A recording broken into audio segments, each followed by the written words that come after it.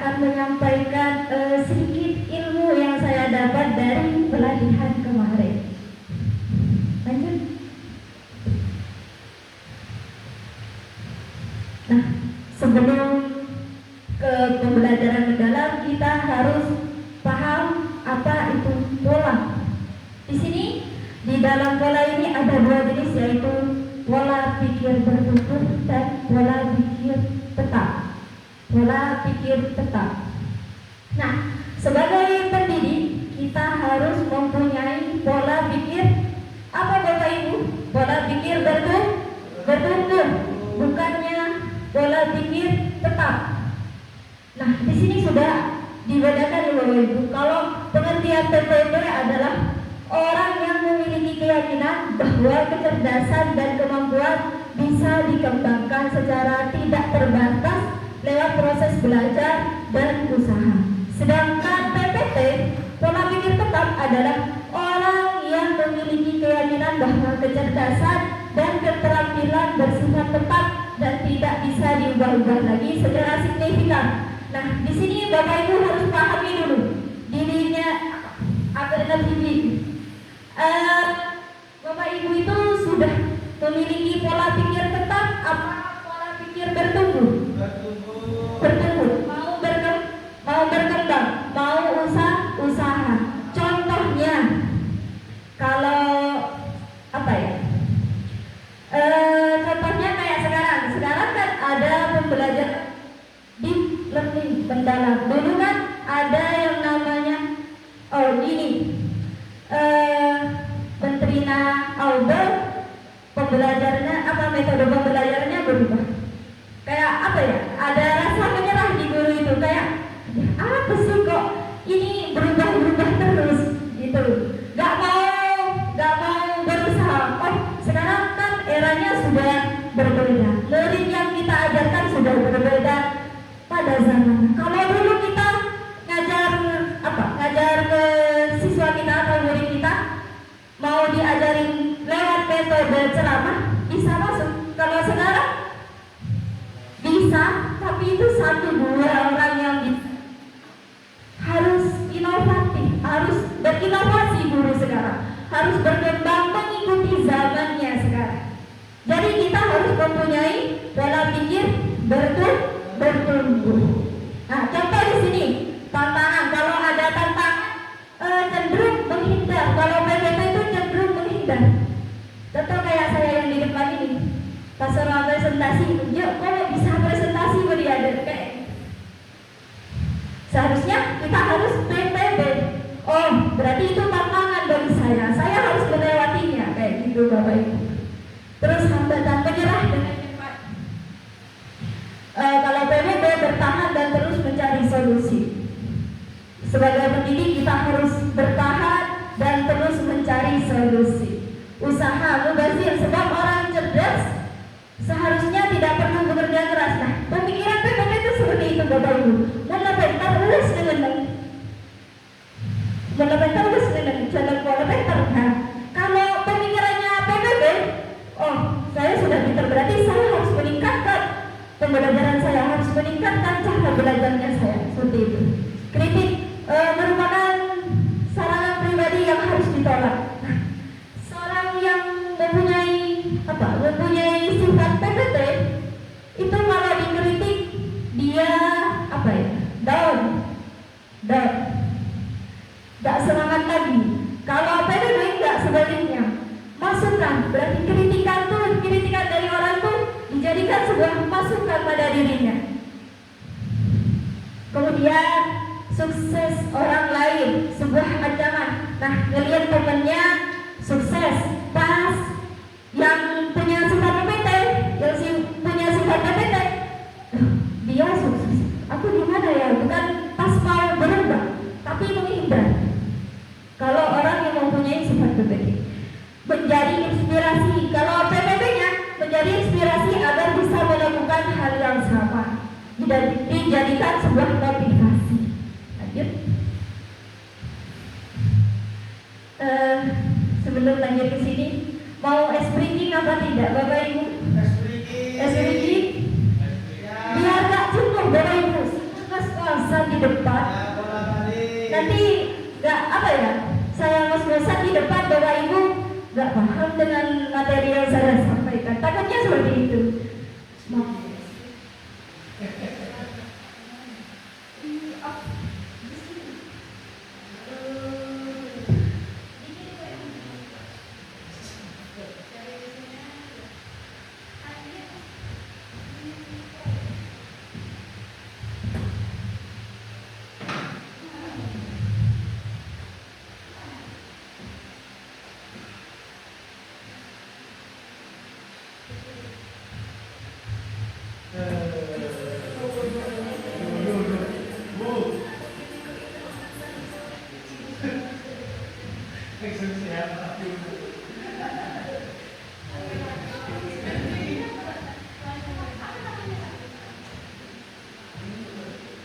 Kayak di pelatihannya Bu, SPT-nya kayak di pelatihannya.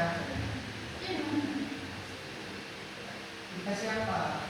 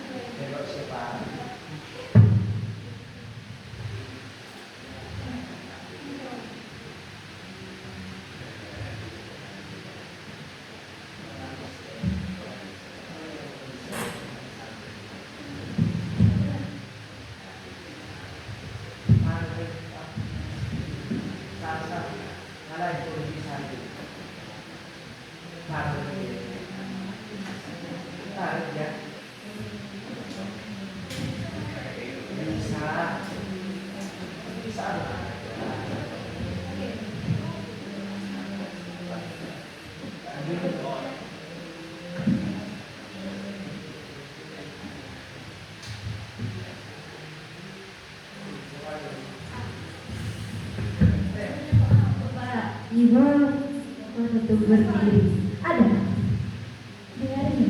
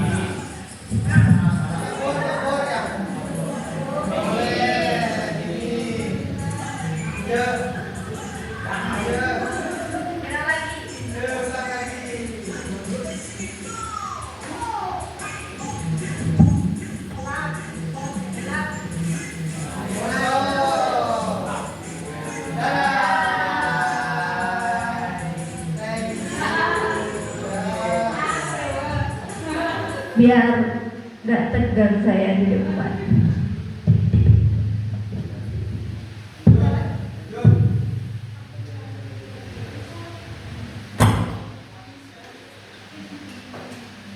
Lanjut Pak Murid.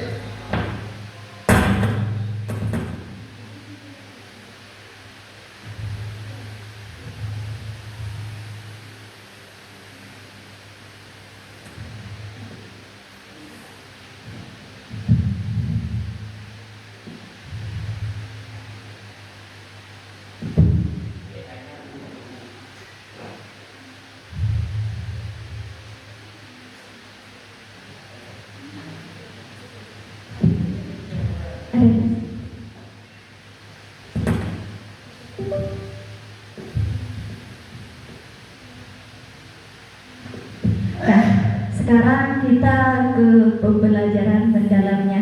Tadi kita sudah mengenal pola pikir kita. Di mana Bapak Ibu sudah mengenal pola pikirnya kita masing-masing? Ya, sudah. Kita langsung ke pembelajaran mendalamnya. Mengapa pembelajaran mendalam? Kalau dulu Bapak Ibu cuma coba dilihat gambarnya antara sungai sama isinya sungai. Dulu kita ngajarnya kayak sungai yang di sebelah kanan, cuma sebatas di atasnya. Oh, itu sungai. Gak mengetahui di dalam sungai itu ada apa. Gitu Bapak Ibu. Kita sebatas memahami, ya Bapak Ibu ya, cuma sebatas memahami. Nah, di pembelajaran mendalam kita teliti lagi ke dalam lebih dalam lagi. Di dalam sungai itu ada apa aja? Ada ikan, ada kerikilnya, segala macam. Itu diumpamakan dengan pembelajaran mendalam yang sekarang kita laksanakan.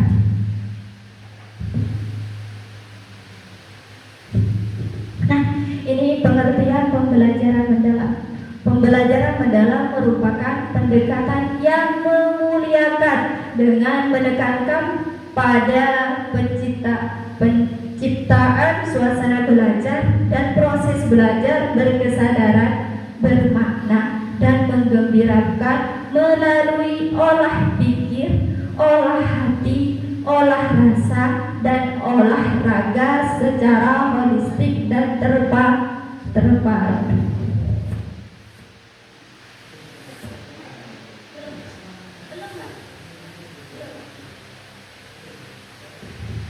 Melalui olah pikir. Apa itu olah pikir? Olah pikir itu yang bersifat ke kognitifnya anak. Terus olah hati. Olah hati itu batin rohaninya. Ini lebih condong ke pembelajaran PAI, budi pengerti. Nah, olah rasa ini dalam mengasah keterampilannya. Terus hubungannya antara, kalau seumpamanya ada kelompok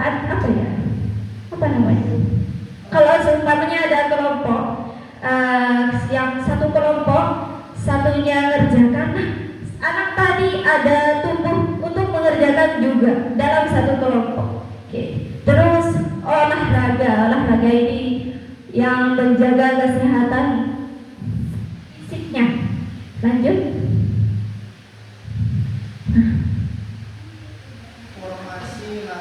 Nah, rumusnya di sini pembelajaran mendalam, rumusnya ada 8 3 3 4. 8 itu apa Bapak Ibu?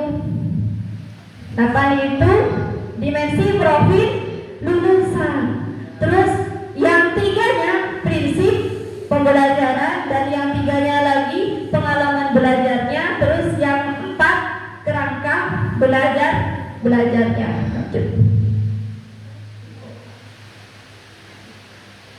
Semangat Bu.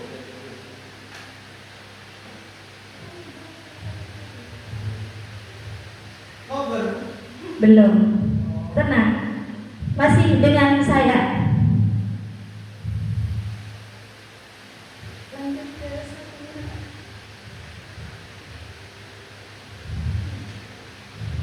di sini sudah tertera ya Bapak Ibu, apa yang dimaksud keimanan dan ketakwaan terhadap Tuhan yang Maha Esa. Individu yang memiliki keyakinan teguh akan keberadaan Tuhan yang Maha Esa dan menghayati serta mengamalkan nilai-nilai spiritual dalam kehidupannya. Kalau yang kedua, kewarganegaraan. Nah, individu memiliki rasa cinta tanah air. Terus penalaran kritis, individu yang mampu berpikir secara logis dan analitis dan reflektif dalam memahami, mengevaluasi serta memproses informasi untuk menyelesaikan sebuah masalah. Yang keempat, kreativitas. Nah, kreativitas ini biasanya kalau anak-anak yang bandel Bapak Ibu biasanya lebih kreatif. Sudah saya bukan teliti, dilihat-lihat tuh. Anak-anak yang bandel biasanya lebih kreatif. Individu yang mampu berpikir secara inovatif, fleksibel dan orisinal dalam mengolah ide. Lanjut. Kolaborasi, individu yang mampu bekerja sama secara efektif. Ini kolaborasi biasanya kan kolaborasi di sini hanya antar murid di dalam kelompok, bisa saja antara guru sama murid, antara guru sama guru boleh. Terus kemandirian, individu mampu bertanggung jawab atas proses dan hasil belajarnya sendiri. Kesehatan, individu yang mampu memiliki fisik yang prima, bugar dan sehat, mampu menjaga keseimbangan kesehatan mental. Terus komunikasi ini juga perlu Bapak Ibu. Komunikasi ini perlu karena komunikasi antar teman, komunikasi antar murid ke guru itu sangat penting. Kalau antar teman, bagaimana cara mereka menyampaikan refleksi, gagasan, ide, kan perlu yang namanya komunikasi. Prinsip sekarang kan tadi 8, sekarang ke 3, 4. Ini yang 3 prinsip pembelajaran mendalam. Yang pertama itu berkesadaran. Menurut Bapak Ibu, murid Bapak Ibu yang sekarang diajari itu sudah berkesadaran apa tidak? Kebanyakan. Ada yang sadar. Nah, yang sulit itu untuk menyadarkannya Bapak Ibu. Gimana caranya?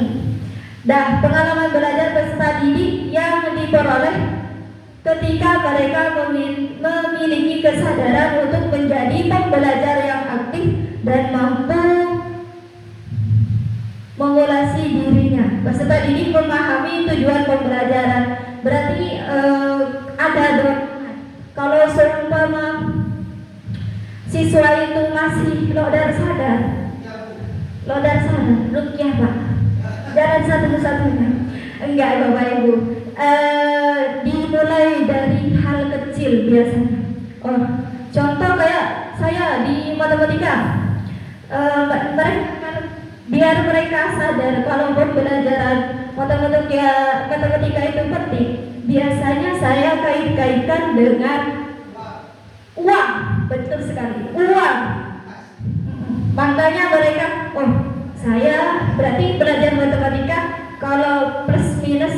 Contoh kayak saya beli uangnya keluar itu plus, nanti dikurangi jajan-jajannya, berarti itu minus. Nah, itu sudah mereka sudah sadar. Terus bermakna, peserta didik merasakan manfaat. Nah, dan tadi yang saya bilang kan mereka sudah merasakan manfaatnya di kehidupan sehari-harinya mereka, diaplikasikan dalam kehidupannya. Contoh, kalau mau contoh yang lebih lebih kayak mengena, contoh dari PAI. PAI biasanya anak-anak diajari untuk praktek sholat. Nah, praktek sholat sudah mereka memahami sudah kayak ada apanya dan segala macam. Nah, mereka setelah itu mereka praktekkan di rumahnya sholat 5 waktu. Nah, itu namanya bermakna Bapak Ibu. Sholat 5 waktu itu harus tepat waktunya. Nah, mereka laksanakan. Kalau kita tidak, insya Allah detek deki kemarin para asal itu biasanya kan. Terus mengembirakan. Nah, mengembirakan di sini tidak identik dengan yang namanya ice breaking kayak tadi, enggak Bapak Ibu. Suasana apa? Suasana dalam kelas yang enjoy, nyaman, terus nah anak-anak itu aktif dalam pembelajaran, itu termasuk dengan menggembirakan. Lanjut.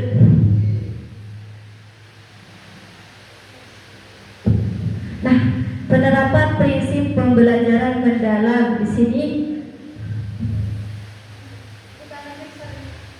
pengalaman belajar ya. Pengalaman belajar satunya. Nah, pengalaman belajar. Nah, di sini pengalaman belajarnya ada memahami, mengaplikasi, merefleksi. Yang pertama kita harus memahami terlebih dahulu, kemudian mengaplikasi. Nah, diaplikasikan dalam kehidupannya tadi, diaplikasikan dalam kehidupannya, terus direfleksi. Apa itu refleksi? Guru sama siswa merenung. Apa tadi yang didapat itu apa? Apa kekurangannya itu apa? Gitu. Direfleksi. Kemudian satunya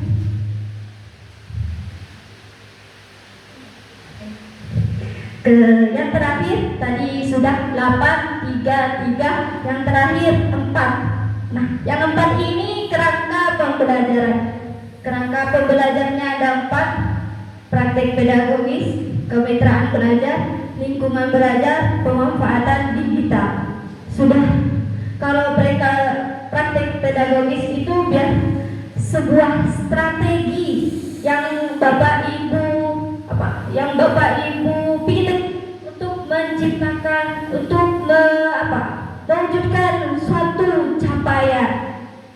Terus kemitraan belajar. Nah, kemitraan belajar ini sunnah, bukan wajib. Nah, boleh Bapak Ibu gunakan. Contohnya Bapak Ibu mau bermitra antar guru. Contoh kayak IPA sama matematika boleh. Kalau Ibu pengen dengan lingkungan sekolah, contoh kayak Ibu kantin boleh. Pokoknya yang dengan pembelajaran yang Bapak Ibu anut. Terus lingkungan belajar. Lingkungan belajar ini menekankan integrasi antara ruang fisik, ruang virtual, suasana kelas yang nyaman, suasana perpus nyaman kayak gitu. Terus pemanfaatan digital. Tadi sudah disinggung sama yang coding. Pemanfaatan digital di sini memegang peran penting juga Bapak Ibu. Kita harus berkembang. Yang dulunya nggak tahu apa yang namanya AI, apa yang namanya Google Translate segala macam, itu kita manfaatkan sekarang. Kita masukkan dalam pembelajaran. Contoh, kalau saya itu di matematika ada yang namanya ruang guru. Sekarang bisa diakses itu Bapak Ibu, gratis. Kalau mau tahu caranya, tutor ke saya. Tinggal diaplikasikan. Ini kita harus dimanfaatkan secara baik. Contoh kayak kan harus nyata pembelajaran juga. Harus mereka tuh sadar kalau mereka tuh belajar. Masa Bapak Ibu kalau seumpamanya mau menerangkan tentang gajah, gajahnya mau dibawa? Kan enggak Bapak Ibu. Bapak Ibu bisa menggunakan teknologi digital. Bapak Ibu bisa tampilkan videonya, atau Bapak Ibu bisa mencetak LKPD-nya. Seperti itu Bapak Ibu.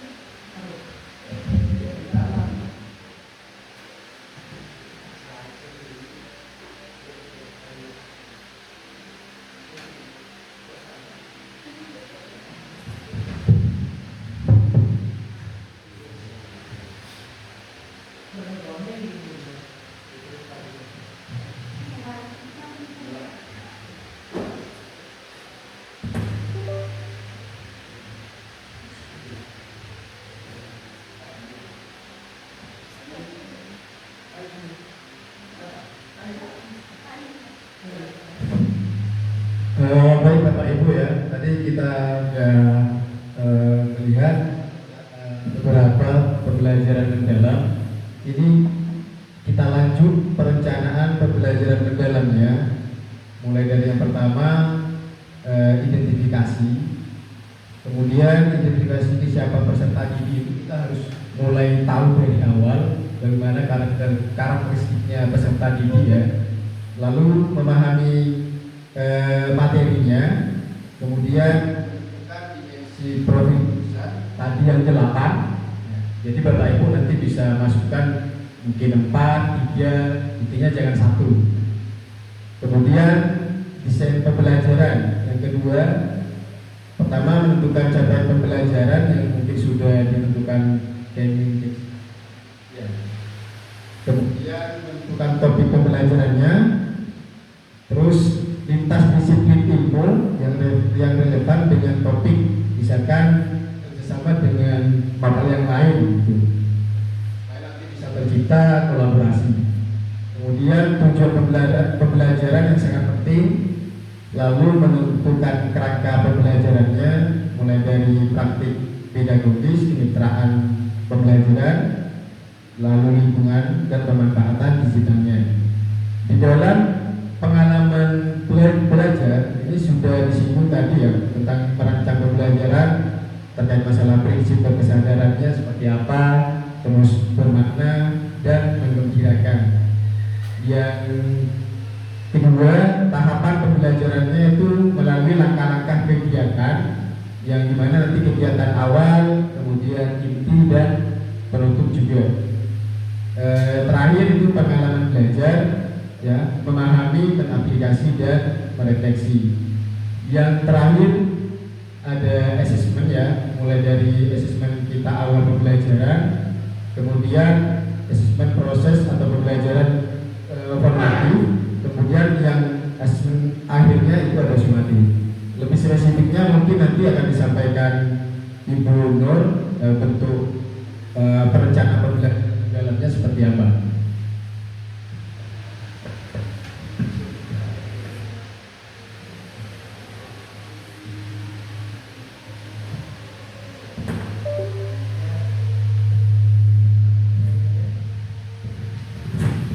Baik, bismillahirrahmanirrahim. Saya akan sedikit memaparkan RPP yang sudah kami pelajari. Mungkin nanti kalau ada masukan atau pertanyaan, silakan. Baik, kita mulai dari awal, dari paling atas, yaitu perencanaan pembelajaran mendalam. Ya, judulnya kalau tahun kemarin kan modul, kan ya. Sekarang berubah menjadi perencanaan pembelajaran mendalam. Sebenarnya kalau kata Bapak Fasil kemarin, format RPP yang sekarang itu tidak laku. Maksudnya tidak ada format yang harus khusus, tidak ada. Tapi disesuaikan dengan kebutuhan guru. Nah, di sini hanya yang ditekankan itu ada 4. Nah, ada 4 itu yang harus ada. Sisanya itu terserah Bapak Ibu. Oke, kita mulai dari identitas perencanaan pembelajaran, dari nama sekolah, mata pelajaran, fase. Nah, jangan lupa dikasih alokasi waktu. Nah, kebetulan di sini saya hanya membuat satu pertemuan, jadi saya hanya mencantumkan 2 kali 40 menit. Misalnya ini terdiri dari beberapa pertemuan, jangan lupa dikasih. Mungkin ada 5 pertemuan, nah jangan lupa dicantumkan. Oke, selanjutnya ada identifikasi. Nah, dari identifikasi ini sebenarnya sebelumnya ada mengidentifikasi murid. Nah, jadi misalnya Bapak Ibu sudah tahu minat bakatnya murid, itu bisa dicantumkan di poin nomor 1. Misalnya kemampuan awal siswa itu seperti apa, nah bisa dicantumkan di sini. Tapi saya di sini langsung ke materi pelajaran. Jadi murid itu bisa sampean cantumkan atau tidak. Terus yang materi pelajaran juga opsional, boleh dicantumkan atau tidak. Jadi terserah Bapak Ibu guru. Oke, selanjutnya. Nah, ini yang harus ada. Nah, dimensi profil lulusan itu harus ada. Ini yang harus ada. Nah, ini disesuaikan dengan kebutuhan Bapak Ibu dalam proses mengajarnya. Ingin dikembangkan apa? Kan ada 8. Nah, itu misalnya 1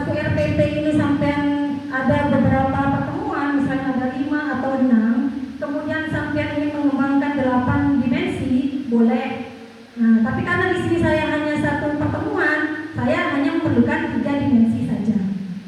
Nah, yang saya pakai. Oke, di sini yang saya pakai ada kolaborasi.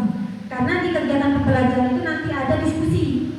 Nah, jadi siswa itu nanti ada diskusi di kegiatan pembelajarannya. Makanya saya menentukan kolaborasi.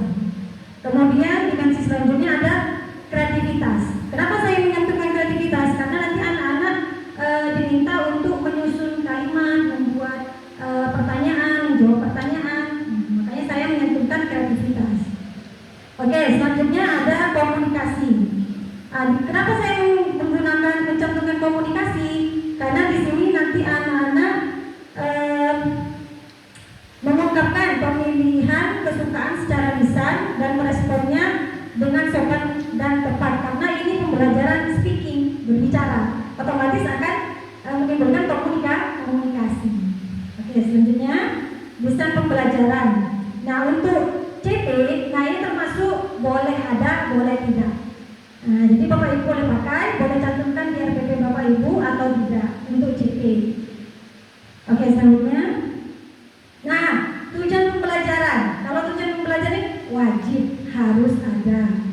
Dan juga jangan lupa dicantumkan di awal pembelajaran. Ditampilkan, disampaikan ke siswa apa yang ingin dipelajari di pertemuan itu.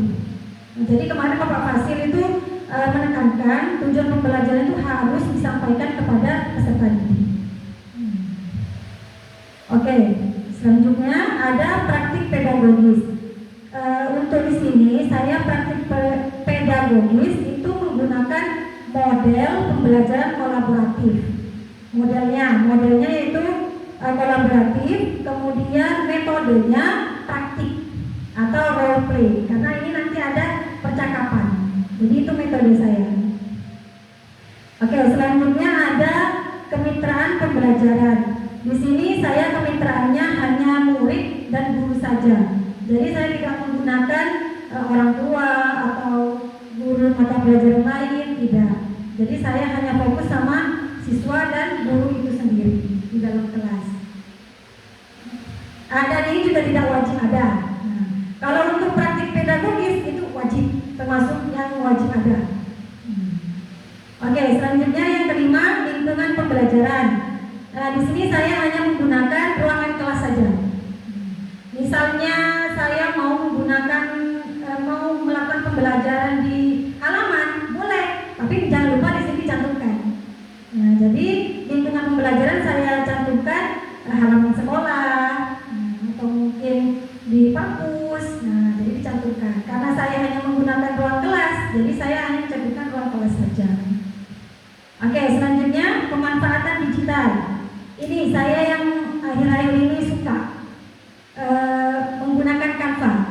Kalau ngajar di kelas tuh saya suka pakai Canva.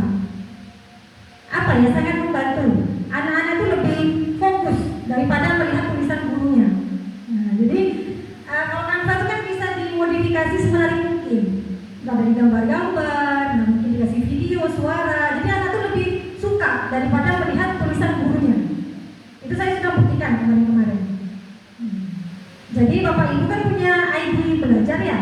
Nah, itu coba dipakai, sangat membantu. Jadi dipersiapkan materi apa yang ingin diajarkan di pertemuan itu, dimasukkan dalam Canva. Nah, nanti dipresentasikan ke anak murid di dalam kelas. Oke, selanjutnya ada pengalaman belajar. Nah, pengalaman belajar di sini ada 3 ya. Nanti ada memahami, mengaplikasi, dan merefleksi. Nah, di awal-awal ini ada pendahuluan. Pendahuluan di sini saya menggunakan prinsip berkesadaran, bermakna, dan menggembirakan. Nah, prinsip ini harus ada. Nah, di sini kenapa saya pakai berkesadaran? Karena di sini kita mencoba untuk ngabsen. Ngabsen itu sebenarnya contoh yang sangat kecil, maksudnya contoh yang simple untuk menyadarkan anak kalau dia sedang di sekolah, kalau dia sedang mau belajar. Kemudian juga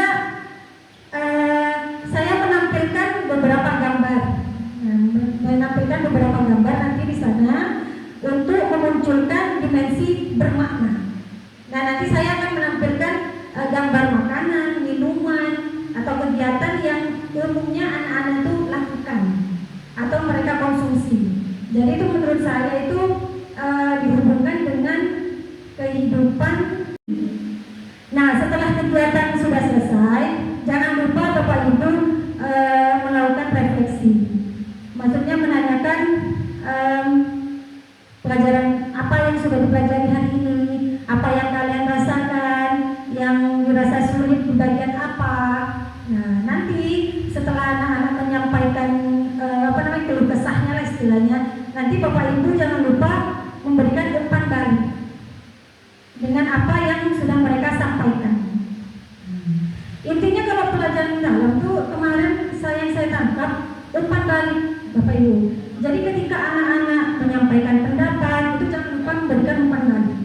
Ketika anak-anak tampil, saya tampil jangan lupa menyampaikan umpan balik.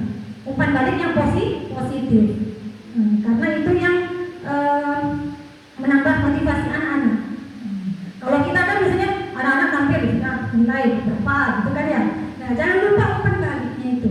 Oh iya nak udah bagus. Oh iya nak tolong meningkatkan bagian ini. Jadi itu yang kalau yang saya tangkap kemarin pas pelatihan, umpan balik itu sangat penting. Oke, yang terakhir di sini ada penutup. Ya, penutup di sini seperti biasanya ada menyimpulkan pembelajaran secara keseluruhan atau menyimpulkan materi yang sudah diajarkan apa. Di sini juga bisa ditambahkan dilibatkan anak-anak itu topik yang ingin kita pelajari pertemuan selanjutnya apa sih? Nah, bisa dimunculkan di sini. Oke, yang terakhir ada asesmen diagnostik. Di sini maksudnya asesmen awal. Nah, jadi kalau di sini saya asesmen diagnostiknya mengambil tes awalnya spontan. Jadi saya menampilkan gambar, anak-anak menyebutkan ini bahasa Inggrisnya apa. Jadi nanti akan muncul sebagian besar sudah tahu bahasa Inggrisnya itu apa tidak. Ketika nanti kan sudah menyebutkan, ada yang tidak bisa menyebutkan, ada yang bisa menyebutkan. Nah, di proses pembelajaran nanti yang tidak bisa menyebutkan itu saya akan akan lebih ke anak itu mendampingi, akan lebih fokus ke mereka daripada yang sudah mungkin kosakatanya sudah banyak. Oke, selanjutnya asesmen formatif di proses pembelajaran. Nah, kalau di sini di proses pembelajarannya saya ambil ketika anak-anak mengerjakan LKPD atau worksheet. Nah, jadi ketika anak-anak mengerjakan worksheet itu nanti kita ambil sebagai asesmen formatif atau asesmen proses. Jadi ketika anak-anak melakukan percakapan, ketika anak-anak kerja kelompok, nah disitulah terjadi penilaian formatif. Oke, selanjutnya asesmen sumatif. Karena ini saya hanya mencantumkan satu pertemuan, jadi tes tertulisnya belum ada. Karena di rencananya saya akan ada beberapa pertemuan. Setelah beberapa pertemuan itu baru nanti saya adakan tes sumatif, asesmen sumatif atau secara tertulis tapi di sini bukan. Nah, teknik di sini Bapak Ibu bisa pakai tes lisan, ya tes lisan juga bisa, tapi kebetulan saya di sini pakai tes tulis. Oke, sampai di situ. Di sini selanjutnya hanya ada lampiran-lampiran, rubrik. Nah, ini gambar-gambar yang akan saya tampilkan. Oke, ini materi pembelajarannya. Nah, materi pembelajaran ini biasanya saya masukkan ke dalam Canva yang saya tampilkan ke anak-anak. Dikasih gambar gerak-gerak itu bagus, menarik daripada saya nulis sendiri. Anak-anak sering berkomentar, ibu nyaman kok nulis, gitu. Waduh, itu udah sakit kepala dari rumah. Nah, jadi ini. Nah, setelah itu worksheetnya ini. Kalau kata saya juga LKPD itu juga penting Bapak Ibu, agar anak-anak itu ada yang dikerjakan dalam kelas itu. Ya, sebelumnya itu emang saya itu keseringan ngeprint, tapi cuma buat kelompok dan tidak terlalu banyak kerja kelompok worksheetnya LKPD.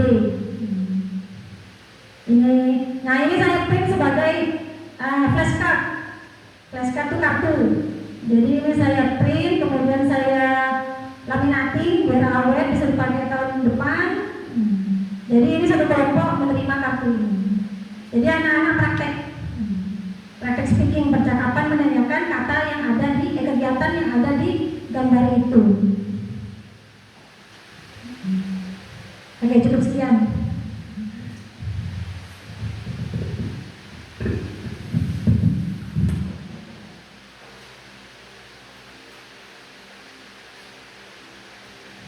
Tepuk tangan buat teman-teman.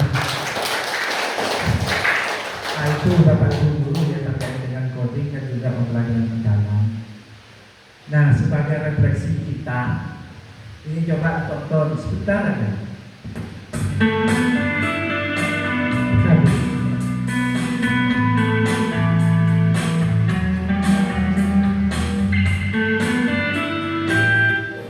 Assalamualaikum warahmatullahi wabarakatuh. Perkenalkan, nama saya Hari Suprayoga, ST. Saya pengajar di SMKN 1 Subang.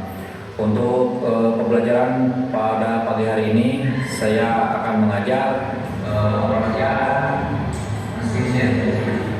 Mesin CNC ada dua, mesin CNC ini dan mesin CNC press. Untuk observasi mesin pada pagi ini akan dilakukan. Sebelum pembelajaran, maka asesmen diagnostik yang harus dilakukan adalah aktivitas peserta didik selama belajar di rumah. Apa saja kegiatan Anda selama belajar di rumah? Berapa lama waktu belajar Anda ketika berada di rumah? Sebutkan 3 hal yang paling menyenangkan dan paling tidak menyenangkan ketika Anda sedang belajar. Apa yang menjadi harapan dan mimpi Anda? Gaya belajar seperti apa yang paling Anda senangi saat belajar? Praktik, mendengarkan, dan melihat. Asesmen diagnostik ini yang akan nanti dilakukan oleh para siswa, maka akan melihat bagaimana kebiasaan para siswa di rumahnya. Nah, setelah itu, aktivitas peserta didik selama belajar di sekolah, nanti ada beberapa pertanyaan. Apakah sudah Anda pelajari tentang pemesinan produksi? Apakah Anda mengetahui yang termasuk mesin-mesin non-konvensional? Apakah Anda tahu cara membedakan mesin konvensional dengan mesin non-konvensional? Nah, untuk pembelajaran pada pagi hari ini, peserta didik akan membentuk kelompok atau tim. Peserta didik membentuk kelompok diskusi yang terdiri dari 6 orang. Pembentukan berdasarkan pilihan masing-masing individu atau berdasarkan absensi. Peserta didik bersama kelompoknya berdiskusi untuk menyelesaikan tugas yang diberikan oleh guru. Peserta didik berperan aktif dalam diskusi kelompok dalam menyelesaikan tugas. Dan setiap peserta didik memberikan kontribusi dalam menyelesaikan tugas. Di sini ada observasi bengkel teknik pemesinan. Ada peserta didik melakukan observasi di bengkel teknik pemesinan bersama kelompoknya dengan didampingi guru. Setiap kelompok dibekali RKPD untuk observasi di bengkel teknik pemesinan. Peserta didik melakukan identifikasi mesin konvensional dan mesin non-konvensional. Hasil observasi mesin konvensional dan mesin non-konvensional ditulis